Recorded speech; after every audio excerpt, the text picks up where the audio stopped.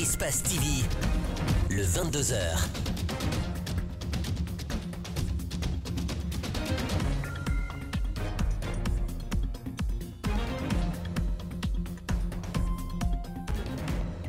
Bonsoir et merci de choisir Espace TV pour vous mettre au bain de l'actualité.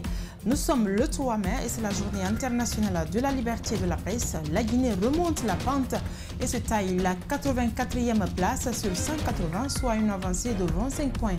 C'est le rapport de RSF qui le mentionne.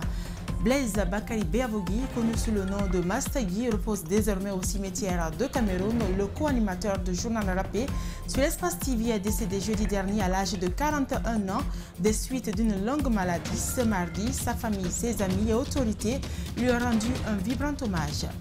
Dans le grand angle, ce mardi, on s'intéresse à la langue française fortement présente dans le langage courant. Les emprunts se font de plus en plus. Cette incrustation linguistique pourrait-elle faire disparaître nos langues nationales? Un reportage grand format signé Rosaline Goto Monemo, Aliouba, Abdoulaye Kamara. Bienvenue à tous. Cette année encore, Reporters sans frontières a sorti son rapport sur la liberté de la presse.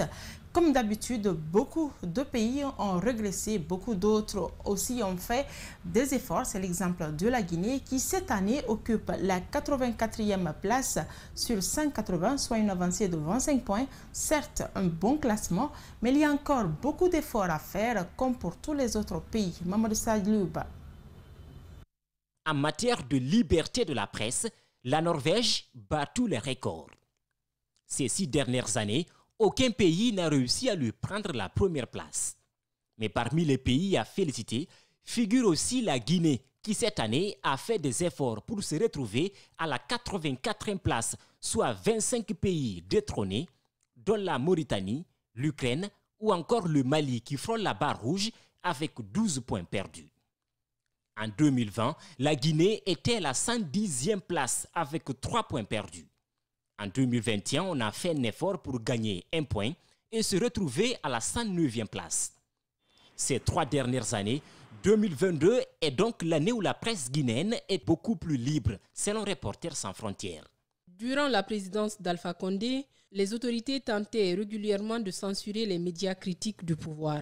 Depuis l'arrivée au pouvoir d'un gouvernement de transition, la situation semble s'être apaisée. Cette année, en Afrique, en matière de liberté de la presse, ce sont les îles Seychelles, 98 000 habitants qui battent le record avec 39 pays détrônés, dont l'Allemagne, la Suisse ou encore la Belgique. Malgré la démocratie avancée, la France occupe la 26e place cette année, les États-Unis la 42e place, derrière le Burkina Faso, la Côte d'Ivoire, 37e place et le Cap-Vert, la 36e. Ce score est calculé sur la base de 2 éléments. Un relevé quantitatif des exactions commises à l'encontre des professionnels des médias dans l'exercice de leurs fonctions ainsi que des médias, une analyse qualitative de la situation de chaque pays mesurée au travers des réponses de spécialistes de la liberté de la presse, journalistes, chercheurs universitaires, défenseurs des droits humains. Parmi les pays qui n'avancent pas du tout en matière de liberté de la presse figurent la Russie, l'Égypte, la Palestine, la Chine, l'Érythrée et la Corée du Nord de Kim Jong-un, dernier pays de 180 étudiés. Sur le plan international, des efforts sont à faire car cette année, 24 journalistes ont été tués dans le monde, 461 sont actuellement en prison, selon Reporters sans frontières.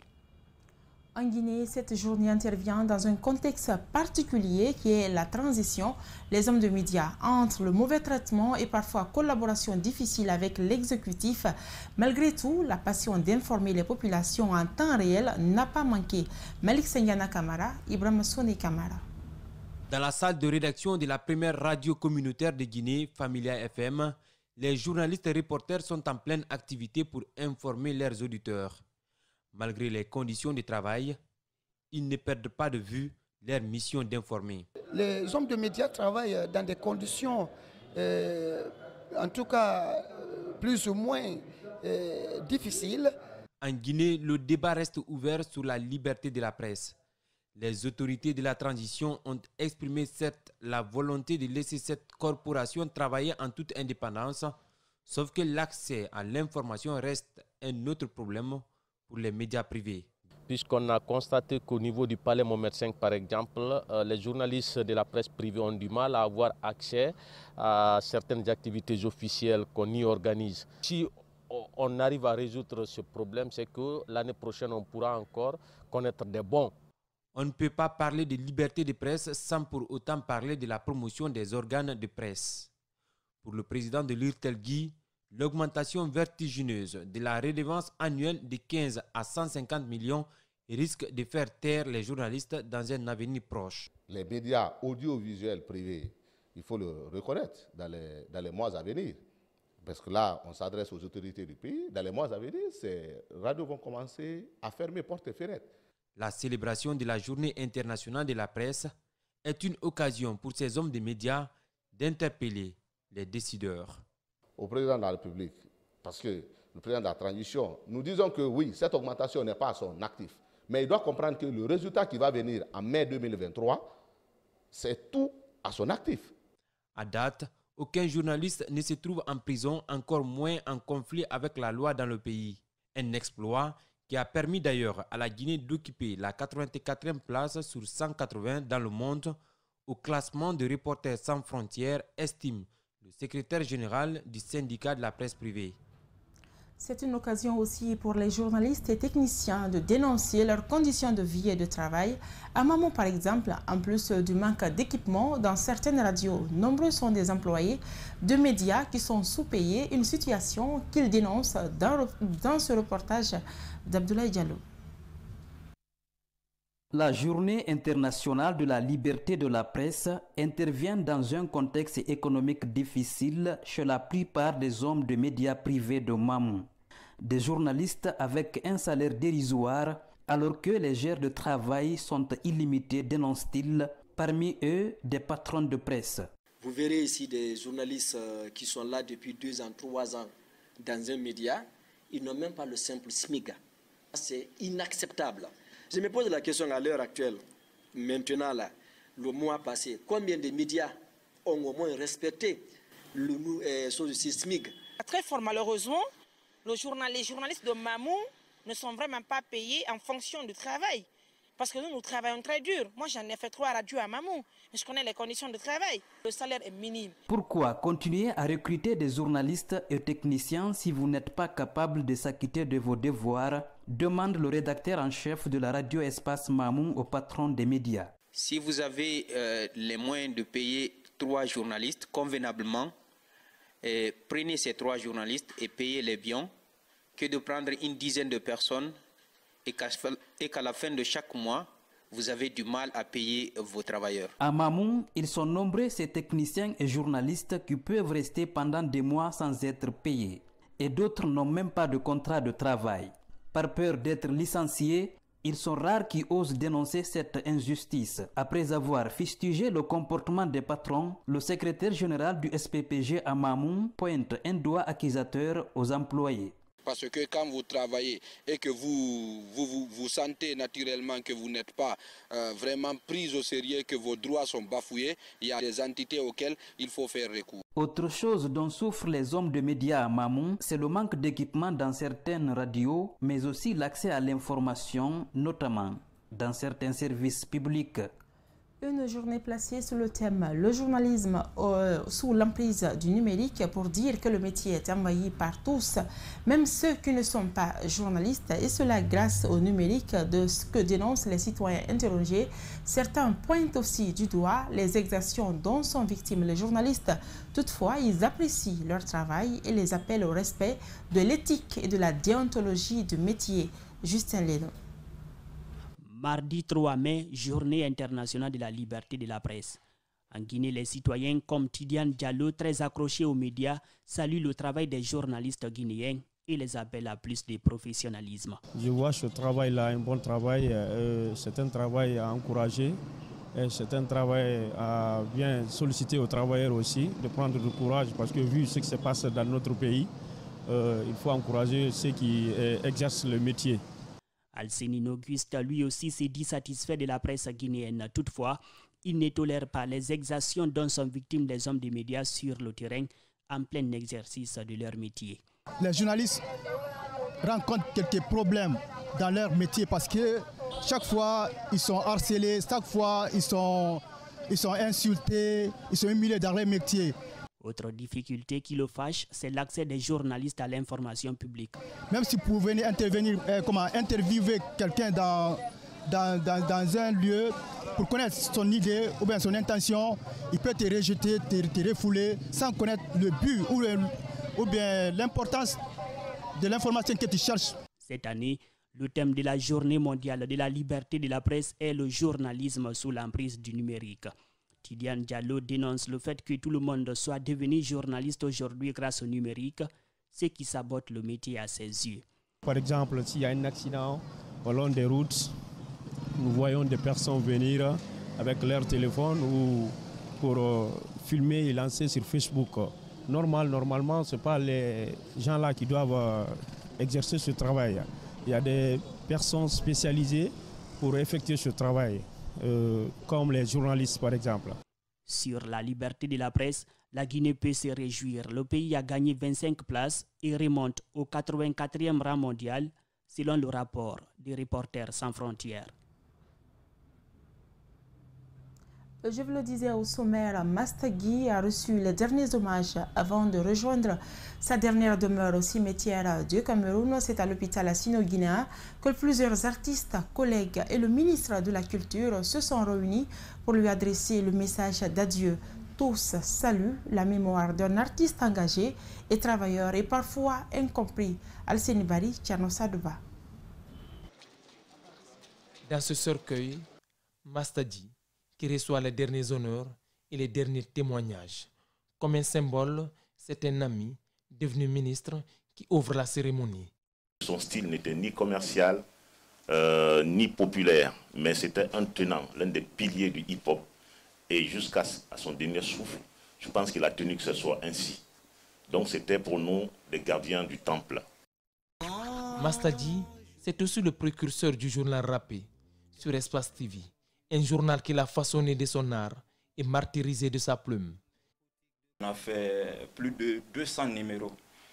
Et je vous dis, chaque jour, chaque semaine qui vient, Mastagui n'a jamais accepté que son numéro de journal Rappé soit rediffusé.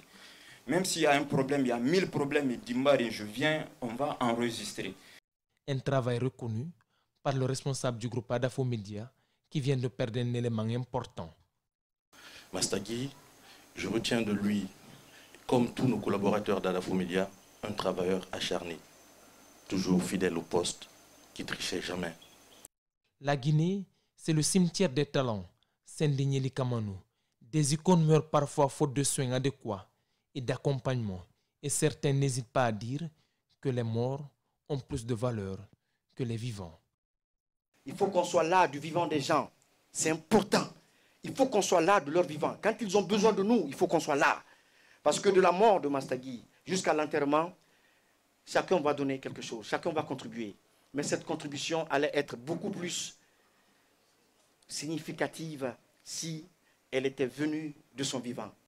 Il a rejoint sa dernière demeure au cimetière de Cameroun après la messe d'enterrement de 12h30. Repose en paix, Mastagui. La préfecture de Guékédou est loin d'en finir avec la fièvre de Lassa. Le 29 avril dernier, la sous-préfecture de Tekoulo a enregistré un deuxième cas de la fièvre Lassa. À ce jour, plusieurs contacts ont été identifiés. La recherche active se poursuit dans toute la région de Zérékoré. Le directeur général de l'Agence nationale de sécurité sanitaire invite à la vigilance et à ne pas céder à la panique au sud de la Guinée. Ali Badara Kamara et Ibrahim Souri 5 Souma. Après la patiente admise au centre de traitement de Guékédou, un deuxième cas de fièvre de Lassa vient d'être confirmé. C'est un jeune homme âgé de 24 ans. Et nous avons en tout 2 patients confirmés de Lassa qui sont hospitalisés au CTP de Guékédou. Tous les 2 patients vont bien. Ils sont sous traitement spécifique par la ribavirine. À ce jour, 251 personnes sont suivies au centre de traitement de Guékédou. Seul bémol, aucun lien épidémiologique ne lie les deux cas confirmés. Il faut préciser qu'il n'y a pas de lien épidémiologique entre les deux cas. Le premier cas vient de la sous-préfecture de Kassadou, a été identifié là. Le deuxième cas est originaire de la sous-préfecture de Tekoulo, donc il n'y a pas de lien épidémiologique entre les deux cas. Dans le portefeuille de l'Agence nationale de sécurité sanitaire, les zones de Guékédou et Farana sont classées comme des zones endémiques de la fièvre de Lassa. Lorsqu'il y a une telle épidémie qui circule entre les hommes et les animaux, donc c'est la plateforme One Health, une seule santé, qui regroupe les acteurs de l'environnement, les acteurs de l'élevage, mais aussi les acteurs de la santé humaine. Donc il y a des concertations qui se font dans ce cadre, mais aussi des déploiements de terrain qui sont en train de se faire dans ce cadre. Le directeur général de l'Agence nationale de sécurité sanitaire appelle à la collaboration des populations de la région de Zérékoré afin de pouvoir identifier des contacts pour une prise en charge rapide. Le lendemain de la fête n'est pas un jour férié. D'ailleurs, un communiqué du gouvernement invitait les fonctionnaires à reprendre service ce mardi après la célébration de l'Aïd el-Fitr. Pourtant, dans la plupart des départements ministériels, les activités sont restées moroses ce mardi. Beaucoup ont décidé de se reposer. Dans les départements, nous apprenons que des dispositions sont en train d'être prises face au cas d'absence. Rosaline Goto-Monemo, Ibrahim Souma.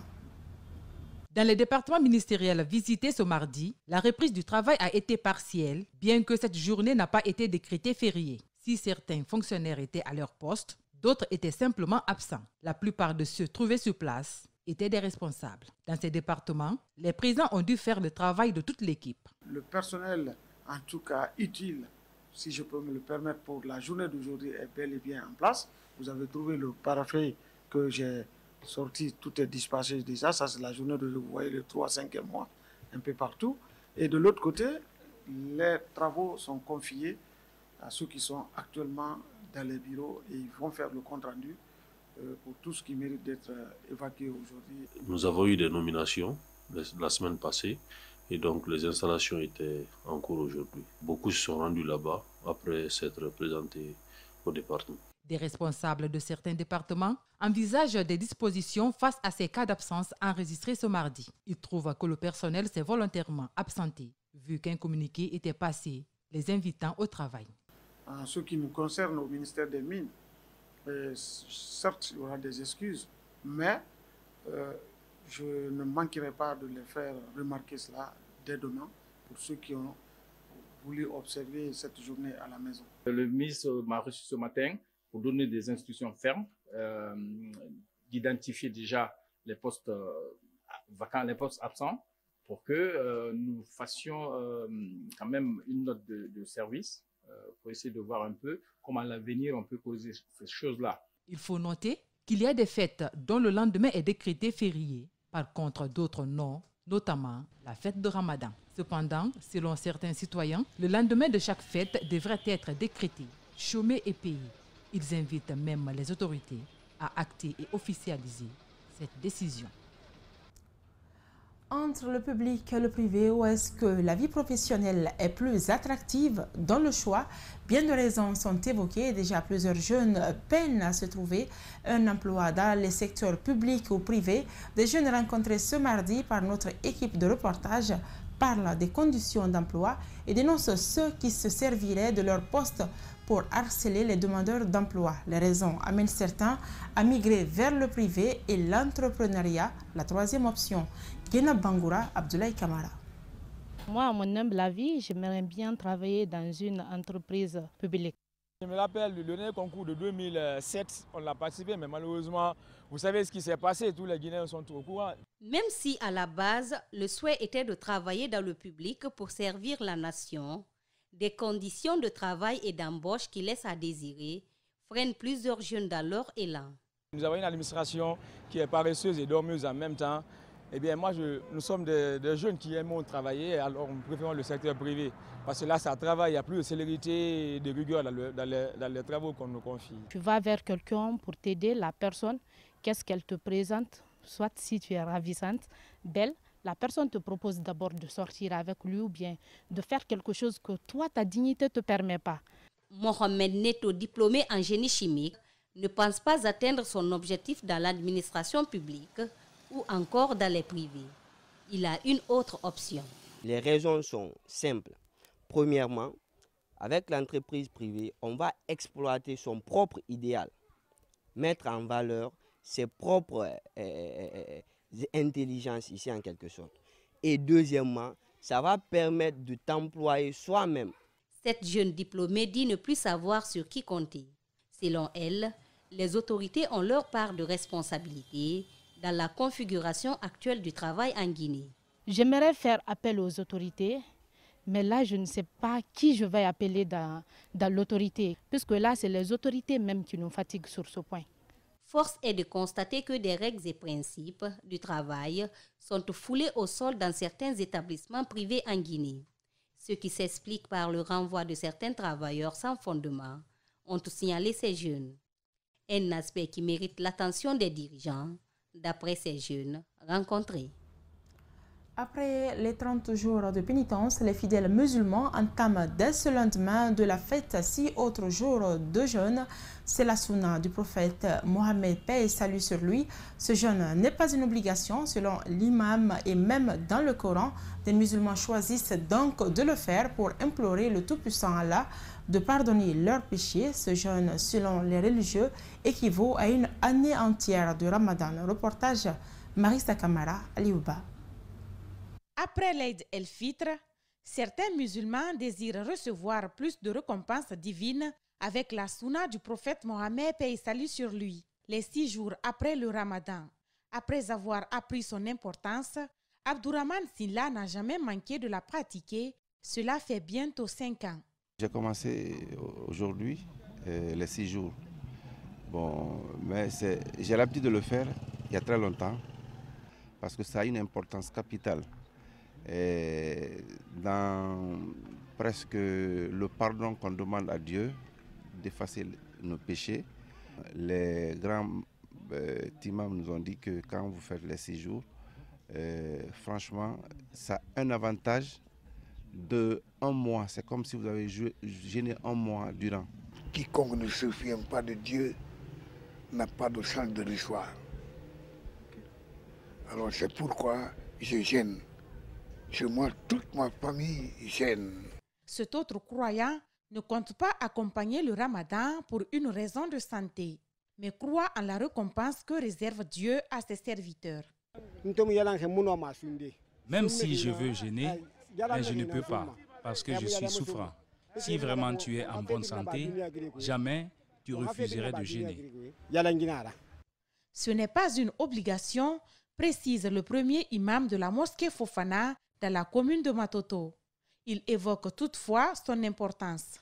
Le prophète Mohammed, paix et salut sur lui, nous a demandé de jeûner les 6 jours. Mais ce n'est pas une obligation. Pour le prophète, quiconque gênera les 6 jours, ses péchés de l'année dernière et celles à venir seront pardonnés par le Tout-Puissant Allah. À Cancan, le corps sans vie d'un jeune homme d'une 30aine d'années a été découvert ce matin sous le pont du fleuve Milo. Les amis de la victime imputent la responsabilité de ce meurtre aux forces de l'ordre, une version qui est démentie par le médecin légiste Aboubakar Koïta. C'est à 9 h que le corps sans vie de Nouman Diakité a été retrouvé ce mardi sous le pont du fleuve Milo au quartier Kourialine de la commune urbaine de Cancan par ses amis. Pour ces derniers, un meurtre dont seraient responsables les forces de l'ordre.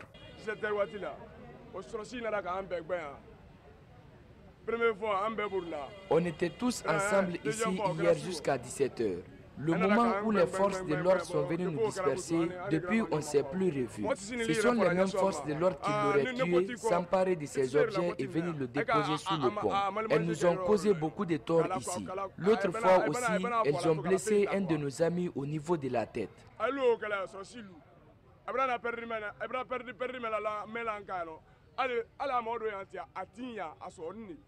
Malgré la présence des forces de l'ordre au moment de notre entretien, ce jeune n'a pas hésité de nous déclarer à visage découvert qu'il est un consommateur de chanvre indien au même titre que la victime. Moi, je suis venu des Zérékoré pour chercher de l'argent, pas plus.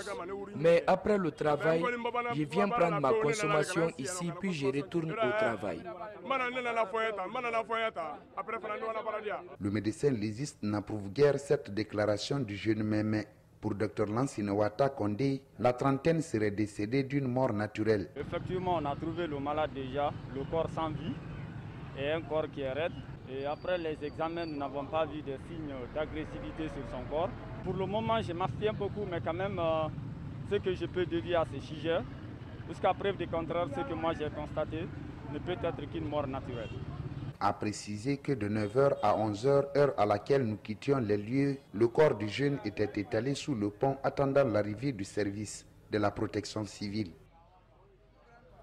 Restez avec nous, le journal se poursuit.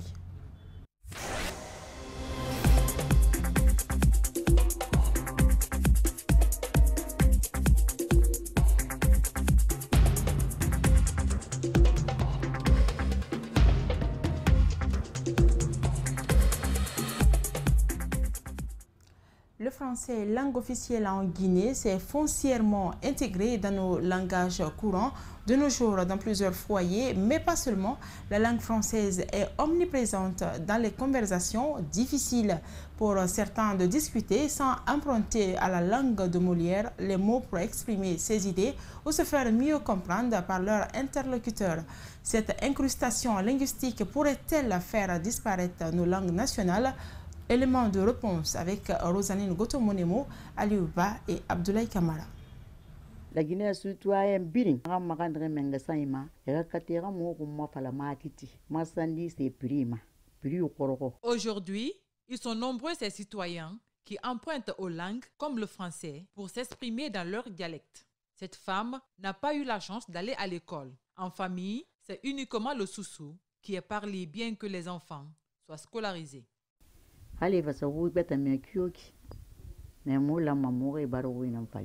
Par contre, certains parents ont tendance à favoriser l'usage du français en famille. L'objectif est de préparer les enfants à s'intégrer plus facilement à l'école, vu que le français est la langue d'enseignement. La famille, là, quand j'ai été mariée, j'ai trouvé l'accent là, ici, le français. Au-delà du français, Mbalo Fofana et son époux parlent leur langue aux enfants pour des raisons de sauvegarde de la culture. L'un des enfants se prête à ces défis. Le président de la République est gentil. Je suis contente de mes parents. En ce 21e siècle, elles sont nombreuses ces familles intellectuelles qui parlent uniquement le français aux enfants dès leur bas âge. Ces derniers grandissent sans pour autant pouvoir parler leur langue. Par contre, d'autres parlent les deux en famille. Et aujourd'hui, avec la génération montante qui a perdu certaines expressions en langue, l'on se demande qu'en sera-t-il de la génération future et du devenir de nos langues. Pour ces linguistes, les Guinéens n'ont pas à s'inquiéter. L'Africain, quand même, est bilingue, trilingue, multilingue. Et très souvent, ça ne se traduit pas forcément par la disparition de la langue. En Europe, par contre, je crois qu'on a effacé certaines langues au profit des langues officielles. En Afrique, souvent, les gens quand même ont tendance à utiliser les langues en fonction de leur domaine d'utilité. Le 2 août 1968, sous initiative du président de la Première République, l'enseignement des langues a été instauré dans le programme d'études. Une décision prise lors du Conseil national de la Révolution à Cancan, après une large réflexion avec des cadres de l'éducation. Cet ancien professeur de langue nationale y était. Il trouve que le progrès était plus rapide et le niveau des élèves avait été rehaussé. Ces langues-là qui avaient été retenues, il y a le soussou, il y a le manika, il y a le poulard, il y a le kweleo, il y a le toma, il y a le kissier, il y a le konyangui et le bassari. Et vraiment, c'était bon. Hein? Lors des premiers états généraux de l'éducation, sous le deuxième régime en 1985 au Palais du Peuple, l'enseignement des langues nationales sera supprimé à la demande de certains dignitaires du pays. À l'époque, ce professeur de langue et ses collègues étaient contre la suppression des langues, mais leur voix ne sera pas prise en compte. On nous réunit, Coco, Lala, Baba, Lala, Bakre, rejetons la langue nationale là. On va faire la langue nationale. Ils sont allés poser le problème au président Lansana Conté. Il n'est pas là aujourd'hui. Abou Fouté, ministre du pré-universitaire, était le maître d'œuvre de ça. Quand on a posé le problème au général Lansana Conté, il dit, ah, ça, l'enseignement, je n'y connais rien. Je suis un militaire. Ce qui est bon pour le pays, faites ça. Aujourd'hui, en Guinée, plusieurs associations ont été créées pour la promotion des langues. C'est le cas de l'Aguipélin, l'association guinéenne pour la promotion de l'écriture et de la lecture en langue nationale. Une structure qui donne entre autres des cours d'alphabétisation et des formations professionnelles en langue poulard. La disparition des langues est un phénomène mondial naturel. Dans tous les pays, les langues viennent, se développent et meurent. En Guinée, plusieurs langues de communautés minoritaires seraient menacées, nous confie ce formateur en langue poulard. C'est très rare de voir un Wamé, c'est les Konyagi de la Moyenne Guinée, qui ne parlent pas le Fulfulde, le poulard.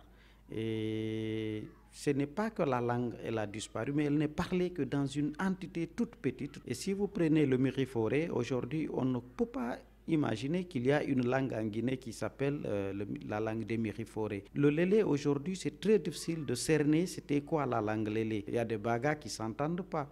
On va vous parler des bagas de tel, des bagas de tel, des bagas de tel. Et ils s'entendent lorsqu'ils parlent ensemble la langue soso. Ce formateur en langue poulard transcrit souvent des textes scientifiques. Il dénonce la floraison d'écriture en Guinée. Son souhait est que tous les promoteurs d'écriture utilisent les mêmes caractères latins qui ont été harmonisés et reconnus par les institutions africaines de recherche et de promotion des langues sous l'ère Sékou Touré. Il invite l'État à assainir le milieu. On est à l'état sauvage de nos langues parce qu'il n'y a pas de principe, pas de mesure, pas d'aménagement linguistique, pas de politique linguistique, ce qui amène chacun à faire ce qu'il veut dans la langue. La Direction nationale de l'alphabétisation, de l'éducation non formelle et de la promotion des langues nationales compte relancer l'enseignement des langues à l'école. Il attend juste des résultats positifs du projet Élan, langue nationale en Afrique, implanté dans 10 écoles de Kindia. Il y a de cela 8 ans. C'est un projet d'expérimentation d'abord. Si ça apporte vraiment des résultats escomptés, ça sera diffusé sur toute l'étendue du territoire national. Il faut rappeler que le programme décennal de l'alphabétisation propose d'alphabétiser dans le pays près de 2 millions de jeunes et d'adultes dans les langues nationales. Place à présent à nos annonceurs dans la rubrique Publi Reportage.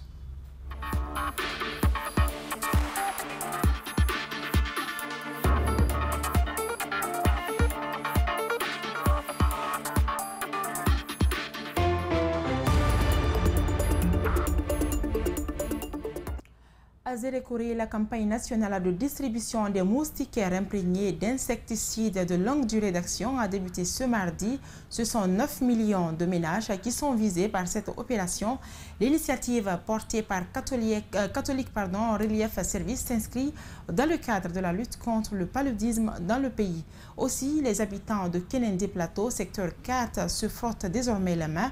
La raison, l'accès à l'eau potable qui constituait leur principale préoccupation vient d'être résolue par la mise à disposition des forages d'eau par une unité industrielle installée dans leur localité. Je vous invite à suivre successivement ces deux éléments de public reportage.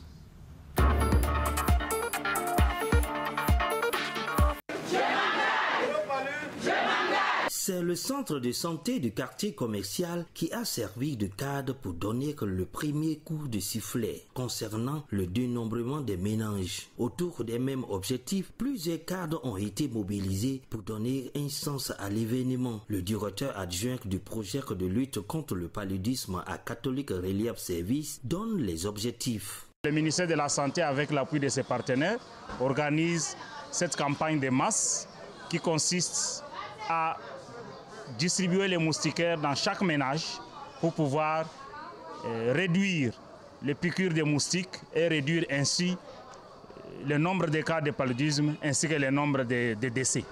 Pour le représentant du ministère de la Santé, il a indiqué que 9 millions de moustiquaires imprégnés seront distribués gratuitement dans les ménages. tout en rappelant que le dénombrement permet de déterminer le nombre de moustiquaires que chaque ménage devrait recevoir lors de la distribution. Il faut saluer l'appui encore technique et financier des partenaires qui ont accepté d'accompagner le gouvernement de la République de Guinée à travers le ministère de la Santé à mobiliser plus de 9 millions de moustiquaires qui vont être distribués dans tous les ménages de la République de Guinée, je dis bien. Donc pour se protéger de lutte contre le paludisme. Quant au préfet des Zérékouré, il a demandé aux chefs de quartier et les agents de dénombrement à bien s'exécuter sur le terrain pour le bien de la population.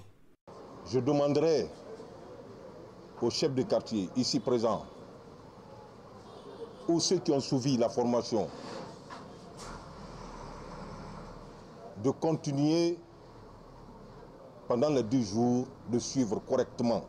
A souligné que le dénombrement durera 12 jours dans le district sanitaire de Zérékouré. Kinende Plateau est une localité située dans la préfecture de Dubrika. Zone industrielle avec la cohabitation de plusieurs unités manufacturières, ses habitants manquent de tout ou presque. Outre l'accès difficile, la communauté manque également de courant et d'eau potable. Cette dernière préoccupation a trouvé écho favorable auprès d'Odav Multi-Industrie, une société qui évolue dans cette zone depuis 2015 et qui produit des pointes et du fer à béton. Elle a offert un forage d'eau potable à la communauté de Kinende. Ça a été un offre de soulagement de la part de la communauté en place parce que depuis un certain moment, les femmes d'ici se déplaçaient pour aller chercher l'eau un peu à distance pour aller voir ceux-là qui ont le forage dans leurs concessions. Son utilité est énorme pour nous, surtout quand il y a aussi de l'électricité. Nous allons bien avoir de l'eau. Nous les remercions beaucoup et les encourageons aussi. Outre ce forage d'eau potable, cette communauté a aussi bénéficié de plusieurs services sociaux communautaires, notamment une école primaire et des forages. La zone industrielle de Massaya a également été reboisée avec plus de 3000 plantes. Malgré ces actions, les habitants de cette localité industrielle invitent les unités en place à plus de responsabilités vis-à-vis des communautés impactées par leur activité. Il y a assez d'usines ici. Ils doivent nous aider pour la desserte en électricité. Comme ils ont fait pour l'eau potable, ils n'ont qu'à nous assister pour l'électricité. Récemment, le chef de l'État, le colonel Mamadi Doumbouya, a exhorté les entreprises guinéennes à la transformation des produits bruts sur place. Ceci, dans le but de faire de la Guinée un pays émergent, mais aussi de créer des emplois et de la richesse.